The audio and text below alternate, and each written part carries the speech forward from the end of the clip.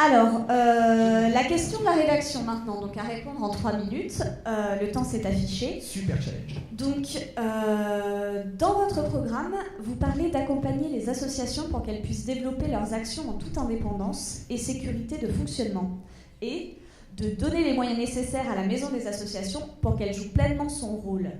Au-delà de cette déclaration d'intention, et alors que les choses ne semblent pas très bien enclenchées au niveau gouvernemental, comment comptez-vous concrètement redynamiser le monde associatif montreuillois sans devoir y injecter de l'argent que nous n'avons pas forcément ? Alors, redynamiser le tissu associatif montreuillois, je ne suis pas sûr que ce soit complètement l'expression, parce qu'on a la chance d'avoir un tissu associatif extrêmement dynamique à Montreuil et que beaucoup de villes nous envient, et qui fait aussi la spécificité de Montreuil dans tous les domaines, qu'ils soient sportifs, culturels, citoyens, etc. etc. Nous avons près de 600 associations actives sur cette ville, donc c'est quand même une ressource qui est le fruit d'engagements anciens de beaucoup de gens, de beaucoup de Montreuillois, et c'est quelque chose qu'il faut saluer. Il concourt à l'animation et à la solidarité au quotidien. Donc je tenais à leur rendre hommage en parlant de ce sujet. Vous avez raison, il y a deux façons de parler de la vie associative. On peut promettre des subventions à tour de bras.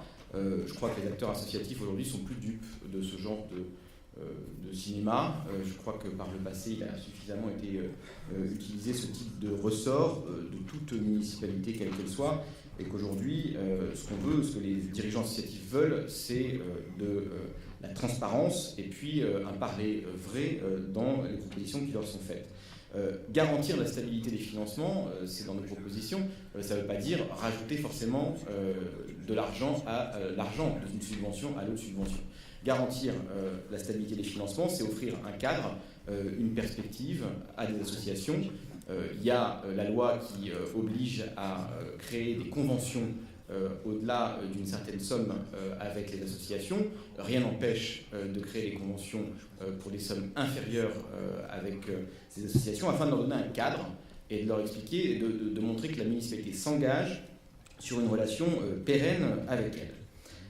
Assurer la transparence dans les critères d'attribution des subventions, c'est un élément capital pour les associations, afin d'éviter des polémiques, comme on en a encore vu récemment sur des attributions de subventions à des dirigeants associatifs anciens candidats à la mairie en 2008 et qui sont aujourd'hui candidats sur la liste de M.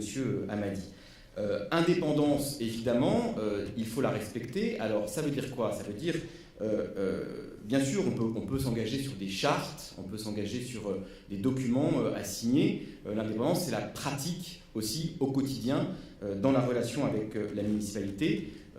L'élu à la vie associative, il n'est pas là pour s'ingérer dans la vie quotidienne d'une association, il n'est pas là pour régler les différends entre les membres d'un bureau ou entre les membres d'un conseil d'administration d'une association. Il est là pour proposer son aide, mais il n'est pas là pour décider du quotidien. Alors, sur la maison des associations, ça passe par plusieurs niveaux. Évidemment, étoffer les équipes, parce que eh bien, les équipes de la maison des associations ont été mises à mal ces dernières années, et en tout cas, leur effectif a été réduit. Oh là. Et oui, c'est terminé. On est désolé, on peut malheureusement pas vous laisser continuer. Merci beaucoup, c'est le jeu. Voilà, merci beaucoup. Alors, Merci. Ouais, c'est bien. nous allons donc appeler Razia Hamadi pour Montreuil en mouvement. Alors, la question qui vous était posée, je le rappelle. Alors, excusez-moi, je te coupe. Comme vous allez malheureusement devoir nous quitter après, si vous voulez, on vous donne les 2 minutes que vous aviez censé avoir en conclusion. On vous les laisse là, donc pour ça. Donc, est-ce que c'est possible de. C'est. 3 minutes, et après, tu relanceras un. Et on arrêtera 1 minute. Voilà. On va savoir. Ça va être simple. Oui, donc la question qui vous était posée était la suivante. Votre programme comporte 50 points divers et variés concernant l'éducation, le logement, la culture, etc. C'est un programme assez ambitieux. Comment comptez-vous le financer, sachant que vous ne voulez pas augmenter les impôts qui sont déjà élevés ? Comptez-vous sur le Grand Paris, puisque vous soutenez le projet, pour vous aider à financer vos idées pour Montreuil ? Si oui, comment pouvez-vous vous baser sur le Grand Paris, qui n'est encore qu'une ébauche ? Et comment garantir aux Montreuillois que la ville y sera représentée face aux autres communes ? Sinon, comment allez-vous faire ? Tout d'abord, le Grand Paris n'est pas une ébauche, c'est une loi. qui a été votée. Il y a une mission de préfiguration, notamment pour savoir quelles sont les compétences qui vont être en municipalité, revenir à la municipalité, ou qui vont rester, par exemple, à l'échelle de ce que sera demain la communauté d'agglomération, c'est-à-dire une conférence des territoires. De ce point de vue, je pense que, par exemple, ce que nous avons réussi à faire au niveau d'Est Ensemble est quelque chose de bien, lorsque nous avons plusieurs cinémas mis en réseau avec un tarif commun. Demain, peut-être une politique de programmation commune qui fait sens avec le territoire et qui se nourrit des complémentarités et qui fait que, bien, entre le Cinoche de Bagnolet et le Méliès de Montreuil, il y a des interactions, il y a des projets communs.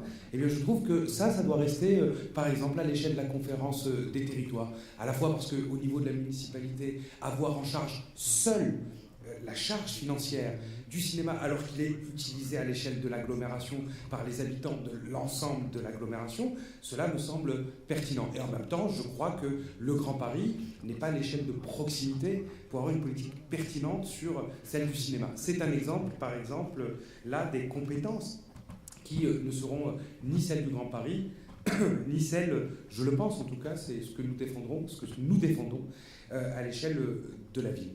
Le financement, c'est notamment le Grand Paris.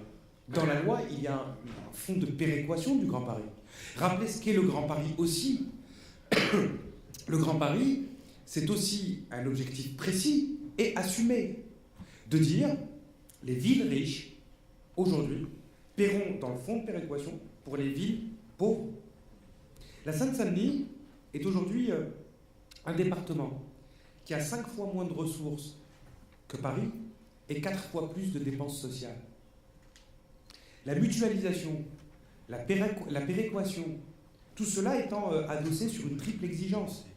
Exigence démocratique, regardez, les communautés d'agglomération existent depuis des années, il n'y a que cette année que nous arrivons à avoir sur les bulletins de vote le fléchage qui nous permet de savoir qui sera candidat à la communauté d'agglomération. Donc cette exigence démocratique, c'est un combat.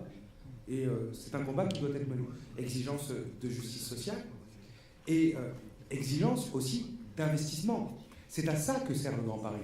Et il faut rappeler l'essence même de ce pourquoi nous l'avons défendu. Donc le Grand Paris sera aussi un levier de financement. La communauté d'agglomération en est un. D'autre part, Montreuil aujourd'hui paie approximativement 8 millions d'euros d'intérêts par an pour la charge de sa dette. C'est déjà beaucoup moins qu'en 2008. D'ailleurs, quand j'entends certains avec de grandes propositions oublier ce qu'est le bilan de 2008, je voudrais bien qu'ils se le rappellent un petit peu, pour évitant de présenter leur candidature, ils présentent au moins des excuses. Et puis... vous entrez dans les 2 minutes, voilà, libre. J'entre dans la phase de conclusion, ce qui me permet de vous dire aussi que nous serons, parce que je crois que la cohérence, l'éthique, la vérité vis-à-vis des engagements, c'est que nous serons les seuls, en tout cas, à annoncer aujourd'hui que la semaine prochaine, les grands agrégats de financement de notre projet seront rendus publics. Enfin, je terminerai sur 2 choses pour cette minute 50 qui me reste. La première, c'est la fierté de mener une équipe qui est à l'image de la ville. Ce n'est pas une somme de logos, ce n'est pas une somme de personnes qui n'ont pas eu d'engagement associatif sur le terrain. Et je suis fier de diriger cette liste à l'image de la ville, à l'image de cette diversité qui lui ressemble et qui rassemble. La question ensuite de l'éthique, parce que souvent dans une campagne électorale à Montreuil, des tensions, et en même temps c'est la politique, c'est normal, et c'est bien, c'est le débat. Mais je voudrais quand même rappeler des choses. J'ai été le seul parlementaire de l'histoire de cette ville à rendre publique l'utilisation de la réserve parlementaire, avant même que la loi ou le règlement l'oblige. D'ailleurs, il n'est pas trop tard pour les autres parlementaires de nous dire, avant le premier tour des élections municipales, ce qu'ils ont fait de leur réserve parlementaire durant toutes les années écoulées. Rien ne les en empêche. Je pense qu'ils ont gardé à minima une comptabilité. J'ai été le seul élu de cette ville, je dis bien le seul élu de cette ville, à rendre public mon patrimoine. Avant même que, c'était allé assez vite vous me direz, mais avant même que la loi et le règlement m'y obligent. Ce que je veux dire par là, c'est qu'il y a le dire et le faire. Du point de vue du non-cumul des mandats, contrairement à mes prédécesseurs, les engagements, là aussi, ont été clairs. Donc, tant du point de vue de la clarté du projet, tant du point de vue de l'éclat de cette équipe, dont je salue la présence de certains représentants, dites-moi que je suis fier, oui, d'appeler vos auditeurs à voter pour la liste Montreuil en mouvement. Merci. Merci beaucoup, monsieur Razi Hammadi, pour Montreuil en mouvement. Et voilà, si vous devez... merci énormément de vous être plié à l'exercice. On va enchaîner tout de suite avec Madame Catherine Pilon. Pour Ensemble pour Montreuil. Tu m'arraches la feuille des mains. Oui, je t'ai arraché la feuille des mains parce que tu as dit 2 questions, non, c'est à moi d'en dire 2. Alors, je vais vous installer. Donc, il y a eu 2 gros projets portés par la municipalité, le Méliès et la piscine écologique du Haut-Montreuil. Que pouvez-vous dire de l'avancement de ces 2 projets ? Alors, il n'y a pas eu que 2 projets, il n'y a pas eu que 2 gros projets, il y en a eu d'autres. Il y a eu, par exemple, 2 groupes scolaires, c'est aussi des gros projets. Mais sur ces 2-là, puisque vous m'interrogez, d'abord la piscine. On était la seule ville de plus de 100 000 habitants à avoir une seule piscine. Elle est bien évidemment nécessaire. Et tous les enfants du Haut-Montreuil qui attendent leur bus pour aller apprendre à nager le savent bien. On avait vraiment besoin de rattraper ce retard. Et donc, on s'est engagé dans la construction de cette piscine. Alors, pourquoi elle a attiré la haine du conseil municipal? Moi, je ne sais pas très bien. Il l'appelle pharaonique, même Madame Laporte l'appelle comme ça, alors qu'elle n'était pas là au début. Ça m'étonne. Elle n'a rien de pharaonique, cette piscine. C'est une piscine écolo. C'est ça qui dérange. Une piscine où il n'y a pas de chlore, où on ne gaspille pas l'eau. À chaque fois qu'on fait la vidange, on ne la rejette pas dans les égouts. On peut la recycler. C'est les plantes qui la recyclent. Ça coûte bien moins cher à entretenir. Et en Allemagne et en Autriche, ça fait 20 ans qu'ils le font. Il n'y a aucun risque pour la santé. Alors pourquoi cette piscine écolo? Je ne sais pas pourquoi elle a attiré les haines. En tout cas, les habitants, eux, ils sont convaincus que ça va être un équipement qui va améliorer leur cadre de vie et dont ils vont profiter. À Montreuil, il y a peu de gens qui partent en vacances. C'est bien d'avoir un équipement de plein air supplémentaire avec les 3 parcs et les murs à pêche pour que les gens puissent prendre du bon temps. En plus, elle n'est pas chère. C'est-à-dire que ça reviendra à 6 millions au Montreuilois, alors que le stade Maurice Thorez, quand il a été rénové, ça a coûté 16 millions. Personne n'a rien dit. Et là, 7 millions d'euros pour les Montreuilois, et ça serait pharaonique et trop cher. J'avoue que je ne comprends pas très bien, il doit y avoir de la mauvaise foi. Sur le cinéma, le cinéma, on l'attend. Il y a eu des retards de travaux. C'était pas évident, en effet, de faire un cinéma avec des salles obscures à la lumière, dans une coque translucide, et en sous-sol, avec des gens qui travaillent aussi, un centre commercial souterrain. C'est le choix qui a été fait, on n'a pas pu permuter, et donc il y a des problèmes avec cette coque, mais on les a surmontés, et donc l'ouverture c'est pour l'automne prochain. Avec 6 salles, forcément on va améliorer la proposition du film, augmenter la durée d'exposition des films, augmenter la variété, élargir ainsi la cible du public du cinéma Méliès. Ça permettra aussi, avec la salle conviviale, le bar, etc., qu'il y ait des rencontres plus nombreuses, etc. Le projet culturel, il ne va rien perdre de son ambition. On garde les 3 labels et on pourra développer davantage de projets éducatifs. Et puis c'est vrai qu'au niveau de l'agglo, que des cinémas publics, ça permettra vraiment d'améliorer la circulation des films, de faire des débats intervilles, etc. Donc je vois pas le problème et je pense que tout le monde attend cet équipement avec impatience et que c'est bientôt maintenant qu'il arrive. Voilà. Merci beaucoup. Alors, oui. Donc, ensuite, nous allons demander à Madame Aurélie Jochot pour Lutte ouvrière de bien vouloir venir au pupitre, s'il vous plaît. Et donc, alors... Donc, on a vu et inspecté vos affiches dans la ville. On a regardé votre site internet aussi. Et en fait, donc, on n'a pas réellement trouvé votre programme concret pour la ville de Montreuil. Donc, est-ce que votre liste est représentative d'idées, mais manque d'aspects concrets? Pourquoi? Alors, nous, dans ces élections, c'est vrai qu'on n'a pas fait de programme spécifique, de programme électoral spécifique à Montreuil. Mais ça ne veut pas dire que les problèmes des travailleurs de Montreuil ne nous intéressent pas. Bien au contraire. Déjà parce qu'on les rencontre quand même assez régulièrement dans la rue, donc ils nous parlent de leurs galères pour trouver un emploi, de leurs difficultés au travail, de leurs fins de mois difficiles, voire les milieux de mois difficiles. Et ces problèmes, que ce soit n'importe quel d'entre nous qui sommes sur la liste, nous les connaissons car nous les vivons en étant du monde du travail. Alors en effet, nous ne défendrons pas de programme électoral car ce que nous proposons dans ces élections, c'est des objectifs pour les travailleurs, des objectifs de lutte, de qu'est-ce qu'il faudra imposer pour avoir un poids sur l'économie. Et on ne pense pas qu'aujourd'hui, la situation des travailleurs, elles peuvent se régler d'un point de vue local. Ça pourra se régler que nationalement, quand les travailleurs ils décideront de prendre le chemin des luttes. Et c'est pour ça que nous, ce qu'on propose, c'est un programme de lutte collective. Et comme je l'ai dit déjà tout à l'heure, ce qu'on met en avant, c'est oui, il faudra des luttes. Et pour ça, ces luttes, il faudra mettre en avant l'interdiction des licenciements. Il faudra partager le travail entre tous sans diminution de salaire. Il faudra que les salaires ils suivent le coût de la vie, comme les pensions de retraite, comme les minima sociaux. Et il faudra un contrôle des comptes des entreprises pour savoir où va l'argent et à quoi elle sert. Mais ces luttes, elles se préparent déjà dans la tête. Si on n'est pas persuadé que le jour où on se mettra en bagarre, le jour où on sortira tous dans la rue, sortir, c'est pas ça qui est le plus dur. Sortir, c'est pour y aller, pour quoi faire ? Pour que justement les ennemis qu'aujourd'hui, qu'on a au gouvernement et tous ceux qui attendent qu'une seule chose, c'est d'y retourner, que ces ennemis-là, ça soit bien clair. Que les travailleurs, ils sachent sur qui ils peuvent compter et qui c'est qu'ils ont en face. Et justement, c'est pour ça que dès maintenant, il faut que ça se prépare dans la tête et que ceux qui ont ce programme-là dans notre tête, il faut qu'ils l'expriment dans le vote. Et juste, je voudrais dire, certes, on est plus nombreux. Quand on est plus nombreux, on est plus fort. Mais nous, on pense qu'on est plus nombreux, on est plus fort dans les luttes. Et nous, c'est pas dans les salons qu'on a envie de discuter, se réunir. C'est avec les travailleurs, c'est quand on se bagarre dans la rue. Voilà. Très bien, merci beaucoup.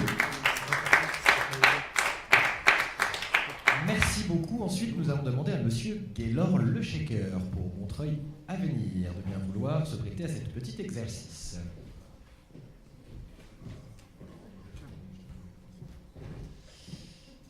Alors, donc, Montreuil est une ville historiquement ouvrière et populaire. Depuis quelques années, nous voyons un nouveau type de population s'installer sur la ville, population issue d'une couche sociale plus élevée. En conséquence, l'idée générale du dit épanouissement de la ville semble suivre cette dite population en développant une économie de services, la hausse générale du coût de la vie à Montreuil, que ce soit les loyers, dans les commerces de proximité, ou même dans la culture. Les populations modestes sont isolées et se communautarisent de plus en plus. Quel est votre positionnement par rapport à cette évolution et votre projet ? Pardon, je réponds tout de suite. C'est juste une digression et je regrette que Razia Amadi soit parti parce que je n'aime pas parler quand les gens ne sont pas là. Mais il a dit quelque chose qui est inexact concernant les questions liées notamment au Grand Paris et aux finances. Et il ne peut pas ignorer le fait que la loi votée en janvier dernier, qu'il a votée, prévoit que toutes les questions d'ordre budgétaire et financier sont réglées par le gouvernement par voie d'ordonnance. C'est d'ailleurs prévu comme tel dans la loi. Donc je tenais à rectifier son propos et je regrette qu'il ne soit pas là parce que je le redis, je n'aime pas parler quand les gens ne sont pas là. Vous interrogez sur un point particulier que nous avons tous relevé en partant d'un postulat que nous partageons, celui de la hausse de la vie, du coût de la vie, avec toutes les conséquences qui vont avec. Je nuancerai, la situation n'est pas montreuilloise. Nous la vivons à Montreuil de manière différenciée en fonction des quartiers, en fonction des situations et des parcours de vie individuels. Donc ça veut bien dire que dans la façon dont nous apportons des réponses à cette situation, il y a deux leviers.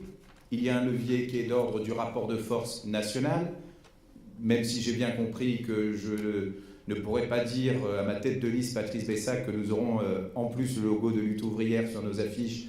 Écoutez, tant pis, parce que nous pensons qu'il faut effectivement continuer à rassembler largement, créer ce front de gauche, ce bloc que nous appelons de nos voeux, pour faire en sorte que ces batailles-là, ces luttes-là, nous puissions les mener dans les différentes instances où nous siégeons les uns et les autres. Premier volet, donc, sur le plan national, en utilisant tous les espaces pour ça, du local jusqu'au national. Ce qui se passe à Montreuil n'est pas déconnecté de ce qui se passe ailleurs. Très concrètement, sur la question que vous évoquez, nous avons par exemple effectivement pointé la nécessité d'un meilleur encadrement des loyers, de limiter l'inflation des prix dans l'immobilier.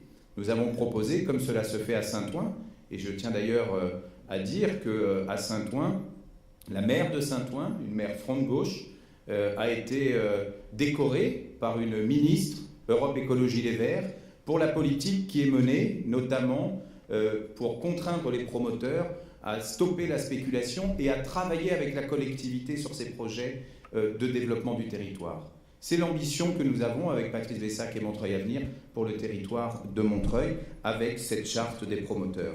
C'est évidemment la maîtrise du foncier, je vous renvoie à nos nombreux débats pendant les 6 années qui viennent de passer, le renforcement du droit de préemption, et tout ça est lié, ce n'est pas soit l'un soit l'autre, c'est l'ensemble de ces outils. Dernière chose, nous souhaitons effectivement renforcer les expériences d'habitat coopératif. Nous avons les expériences des castors qui ont été nos premières expériences montreuilloises, d'autres qui sont en cours dans le secteur de Acacia et nous souhaitons les encourager. Merci. Merci beaucoup, M. Delors, le chef. Montreuil Avenir. Alors, nous allons donc maintenant appeler Manon Laporte pour Pacte citoyen pour Montreuil.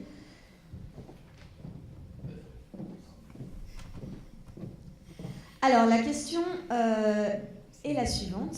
Alors que Montreuil est une ville à gauche depuis l'avant-guerre, qu'attendez-vous de votre candidature pour la ville? De plus, ne pensez-vous pas que votre score est sous-estimé par les sondages? Lors du dernier sondage, vous atteignez 14%, alors qu'aux élections présidentielles, la droite a réalisé plus de 24%.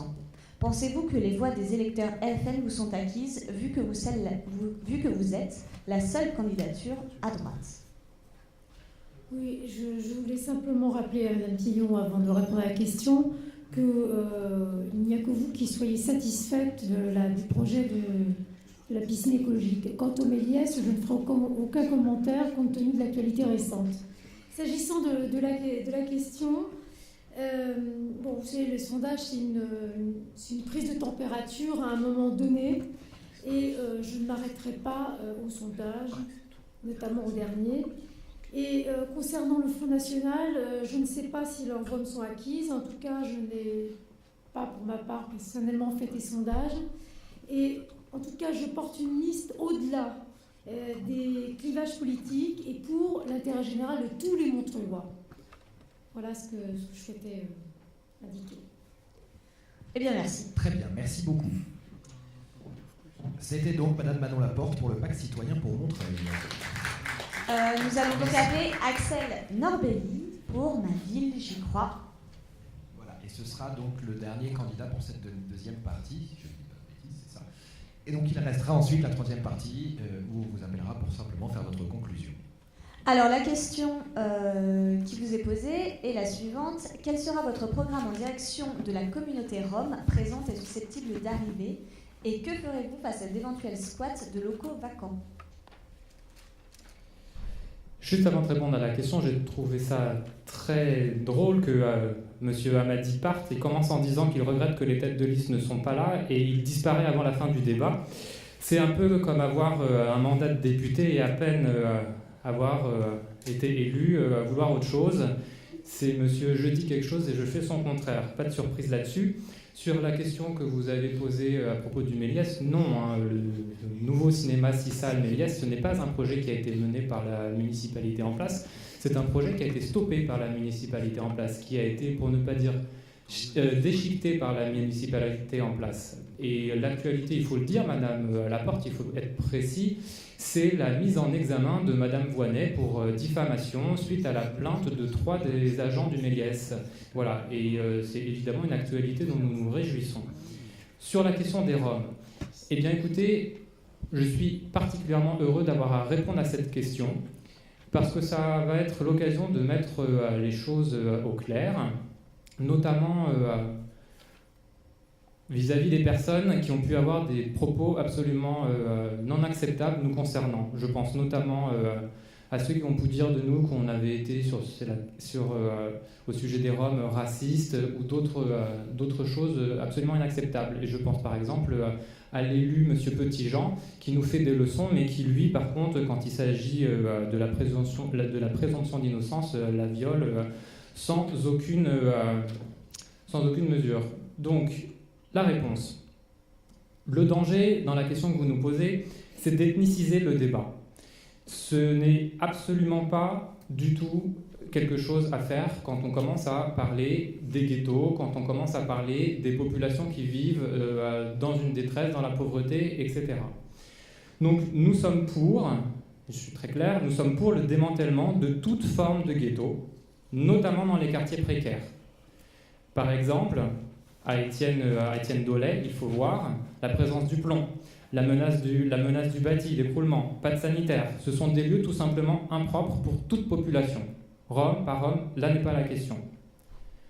De la même manière, comme pour toute population, quand il y a des femmes battues, quand il y a des enfants qui ne sont pas scolarisés, on ne peut pas laisser faire. Et là, il en est du devoir de la mairie d'agir sur cela.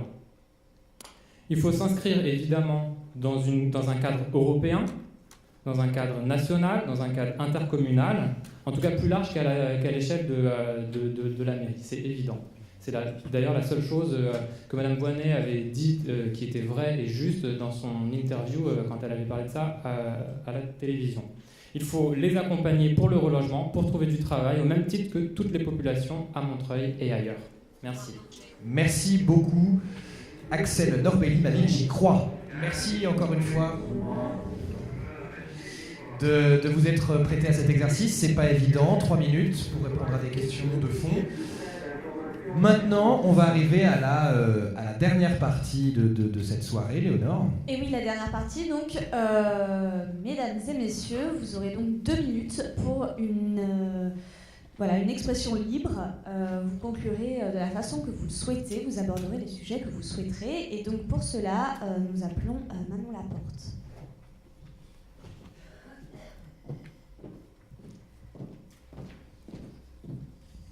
Mais en conclusion, je voudrais vous dire que les Montreuillois sont là des mensonges de la gauche, quelle que soit sa couleur, qu'elle soit rose, verte, rouge ou autre.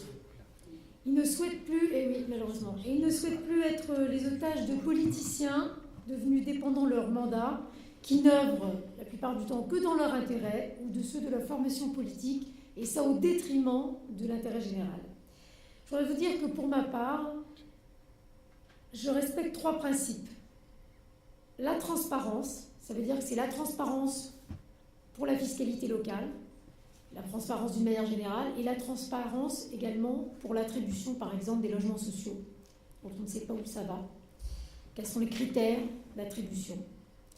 C'est loyauté, la loyauté dans les relations avec les citoyens, avec les Montreuillois, loyauté dans les relations avec les concurrents dans la campagne, les autres personnes qui sont tête de liste, loyauté dans les relations, c'est-à-dire qu'on n'envoie pas, par exemple, sa carte de votant en même temps qu'un tract d'un parti politique. Et c'est aussi l'éthique, M. Razia Hamadi en parlait. Voilà, l'éthique, c'est extrêmement important. Et pour ma part, j'en fais une priorité. Merci à vous. Merci beaucoup. Alors, ensuite, on va demander à monsieur Gaylor Le Checker, pour Montreuil à venir, de bien pouvoir venir faire sa petite conclusion, s'il vous plaît. Je vais finir comme j'ai commencé. Ah, juste le chronomètre n'est pas prêt. Excusez-nous, c'est les aléas du numérique direct. C'est pas grave, je peux faire plus si vous voulez. Je ne sais pas si c'est possible. Allô? Ça y est, le chrono est arrivé. Ah, pardon.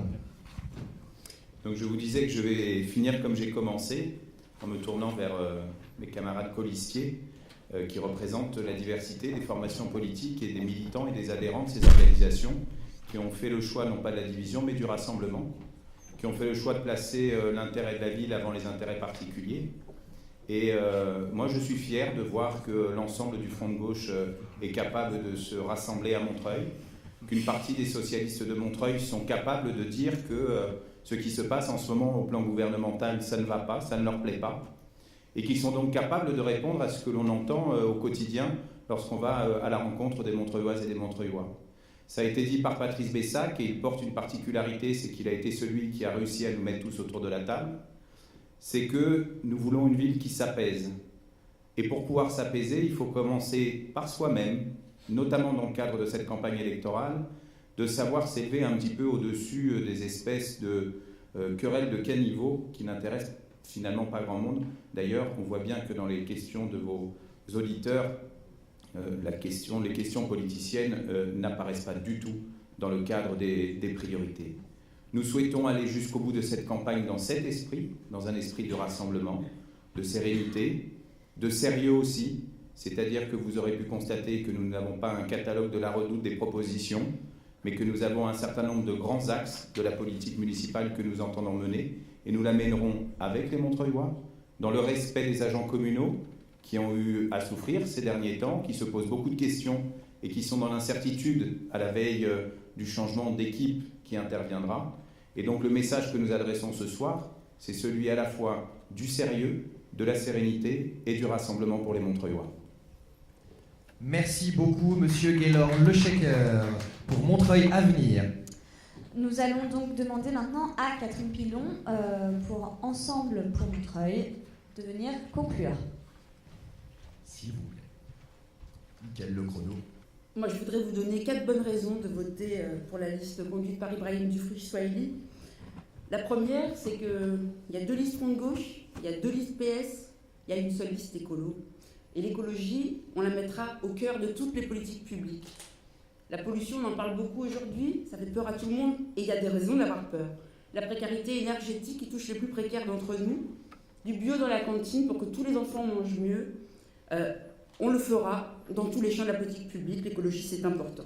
Deuxième raison, Montreuil a bien avancé depuis 2008, il faut poursuivre ce changement en s'appuyant sur une équipe expérimentée mais renouvelée, à l'écoute des habitants. Troisième raison de voter pour Ibrahim Dufriche-Swahili et son équipe, rassembler au 2e tour toutes les listes de gauche qui ne veulent pas du retour en arrière. Enfin, une dernière raison de voter Ibrahim Dufriche-Swahili, c'est justement ça. Éviter le retour en arrière, les pratiques clientélistes, démagogiques, permettre à Montreuil de franchir le pas du XXIe siècle, de continuer sans utiliser les logiciels du siècle précédent. Voilà, j'espère vous avoir convaincu et je donne rendez-vous à tous ceux qui le souhaitent sur notre site Ensemble pour Montreuil. Et ceux qui veulent des procurations, on y est à l'écoute, on peut le faire, on est à votre disposition. Rejoignez-nous, le grand meeting c'est le 20 mars et on y sera nombreux. Merci à vous et bonne soirée. Merci beaucoup. C'était Catherine Pilon pour Ensemble pour Montreuil, pardon. On appelle donc Axel Norbelli pour la liste Ma ville, j'y crois. Merci. Le retour en arrière, Madame Pilon, c'est vous. C'est vous et c'est ces 6 dernières années. Le retour en arrière, c'est certain, la liste écolo. Je vous l'ai dit, il suffit de le regarder dans notre liste de candidats. La jeunesse, elle est dans notre liste. Vous pouvez les rencontrer sur le terrain, ils sont là, ils sont présents, jour, nuit. Et si vous ne pouvez pas vous déplacer, vous pouvez aussi discuter avec eux sur Facebook, sur la page Montreuil, ma ville, j'y crois. Ça, c'est une chose qui est claire sur le retour en arrière. Maintenant, à 9 jours des élections, il faut exiger auprès des femmes et des hommes politiques des engagements clairs et précis. Et quand ils se mettent à se dandiner pour éviter votre question, il faut la reposer jusqu'à ce que réponse jaillisse. Notre liste, Ma ville, j'y crois, fait des propositions claires et précises. Les rythmes scolaires, nous abrogerons ce qui a été décidé par le conseil municipal et nous n'appliquerons pas les rythmes scolaires à la rentrée 2014. Nous sommes les seuls à avoir été clairs et précis sur ce point. Sur la non-alliance avec un parti du gouvernement socialiste Europe Écologie Les Verts, nous sommes encore une fois les seuls à avoir été clairs et je regrette que M. Le Shaker n'ait pas profité de ce débat ce soir pour éclaircir la position de la liste Montreuil Avenir. Toutes les autres propositions sur lesquelles nous sommes une fois de plus clairs et précis, Vous les retrouverez sur mavillecroix.fr. Pourquoi je vous parle de ce site? C'est parce que c'est de loin le projet le plus précis, le projet qui a été créé, développé, élaboré avec le plus de Montreuillois. Et vous verrez, c'est un vrai projet pour Montreuil, ambitieux, porté par la jeunesse de Montreuillois, porté par les différentes générations, en collaborant. Et je vous le dis, Ma Ville J'y Crois, c'est de loin la liste et le projet qu'il vous faut pour Montreuil. Merci. Merci. Merci énormément. Donc c'était Axel Norbelli, Ma Ville J'y Crois. On va demander à Aurélie Jochot, lutte ouvrière, de venir pour sa conclusion, s'il vous plaît. Voici le 10e bulletin d'information. 9300. Petit chronomètre. Nickel, quand vous voulez. Personne ne peut croire que les grands problèmes comme l'emploi, les salaires peuvent se régler au sein d'une municipalité. La classe capitaliste bénéficie du soutien sans faille du gouvernement avec le crédit d'impôt et le pacte de responsabilité. Hollande et son gouvernement imposent une politique d'austérité pour les classes populaires. Alors nous voulons profiter de ces élections pour faire entendre le camp des travailleurs dans ces élections. Être une opposition ouvrière à ce gouvernement et ne pas laisser le monopole de l'opposition à la droite, à l'extrême droite et aux autres partis de gauche qui ne rêvent qu'une seule chose, c'est de retourner au gouvernement pour défendre les intérêts de la bourgeoisie. Alors pour tous ceux qui n'ont plus d'illusions et veulent montrer leur colère, alors qu'ils le fassent en votant pour notre programme de lutte qui est l'interdiction des licenciements, la répartition du travail entre tous, que les salaires, les pensions de retraite et les minima sociaux suivent l'augmentation des prix et le contrôle des comptes des entreprises par les travailleurs. Alors, s'ils sont d'accord avec ce programme, qu'ils votent lutte ouvrière et fassent voter lutte ouvrière autour d'eux pour les prochaines élections. Merci beaucoup. C'était donc Madame Aurélie Jochot pour lutte ouvrière. Donc nous appelons Alexandre Tualion avec la liste Élire Montreuil. Et donc ce sera notre dernier candidat. Oui, je regrette que Razi Amadi soit parti aussi parce que je souhaitais quand même répondre à 2-3 petites interpellations. Il y a beaucoup de candidats qui promettent de ne pas augmenter les impôts. Razi Amadi en fait partie, mais quand il le promet à Montreuil, il traverse le périph' et le vote à Paris. Donc un peu de cohérence dans l'action, à Paris comme à Montreuil, ça ferait du bien à la politique. Sur la liste Élire Montreuil, ce sont des candidats qui sont indépendants, c'est une liste indépendante des partis politiques qui rassemble divers militants de toutes tendances de la gauche montreuilloise, des figures associatives ancrées dans la vie locale, des figures du monde économique, du monde de la culture, de l'artisanat. Bref, ce sont des Montreuillois que vous rencontrez tous les jours et qui ont décidé de s'engager pour leur ville. Ils ont une éthique, certains d'entre eux, et j'en fais partie, l'ont prouvé en 2010 sur la question du refus de la hausse des impôts locaux qui trahissait un engagement de campagne.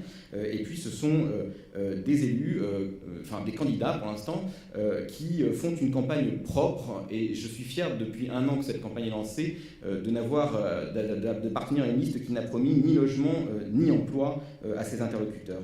Une liste aussi qui propose des élus dignes, c'est-à-dire des élus qui ne rajoutent pas de la stigmatisation à la stigmatisation, et je pense notamment à nos cités de Montreuil qui n'ont pas à être montrées du doigt comme elles ont pu l'être par le passé par des élus exerçant de fortes responsabilités sur cette ville. Au-delà de ça, nous ce que l'on veut c'est construire un Montreuil, je vous l'ai dit, apaisé, pour permettre à Montreuil rassemblé, un Montreuil qui ose, qui ne tourne le dos ni à Paris ni à la Seine-Saint-Denis, un Montreuil qui trouve sa place dans ce concert. Alors moi je vous dirais qu'une seule chose, c'est que le 23 mars et le 30 mars, votez toutes et tous, si possible votez en masse pour élire Montreuil, mais en tout cas accomplissez ce beau devoir civique et cette belle chance que nous avons de pouvoir voter à l'heure de tous les chamboulements internationaux. Je crois que c'est un devoir que nous devons sans cesse répéter. Merci. Merci beaucoup. C'était M. Alexandre Tualion pour élire Montreuil. Et voilà, c'est fini. La régie se réveille toujours au bon moment. C'est indéniable. En tout cas, cette rencontre politique est à présent terminée. Nous tenons à remercier chacun des candidats qui a joué le jeu avec les contraintes qui étaient imposées, de s'être déplacé.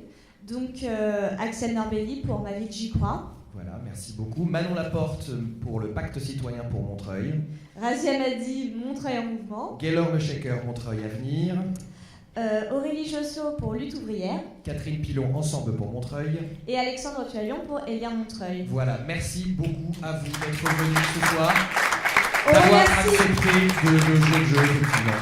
Et on vous remercie d'autant plus d'être resté jusqu'au bout. Voilà. On remercie évidemment le théâtre. Bertolo. Et toute l'équipe qui nous a suivis. Merci à eux, merci de nous suivre à chaque fois d'ailleurs. Merci au public d'avoir été là. Merci beaucoup à vous d'avoir tenu, d'avoir joué le jeu vous aussi, parce que c'était pas forcément évident de ne pas pouvoir participer. Mais voilà, c'était très très chouette. Merci à toute l'équipe de Bertolo, merci à toute l'équipe de la radio, à monsieur Enero Sougaloy et à monsieur Salim Lekmizi du Théâtre Bertolo d'avoir monté cette soirée entre autres. Ainsi qu'à Hugo qui a beaucoup aidé. Voilà. Pour tous nos auditeurs, donc vous retrouverez toute cette soirée sur internet et sur notre page. Non, nous on ne s'est pas remercié. Nous on se remercie après, nous de toute façon. Allez, merci à Léo et Simon aussi. Saluer, bien sûr. Et on a une seule chose à dire, Léo, avant de partir. Elle est michto, la radio!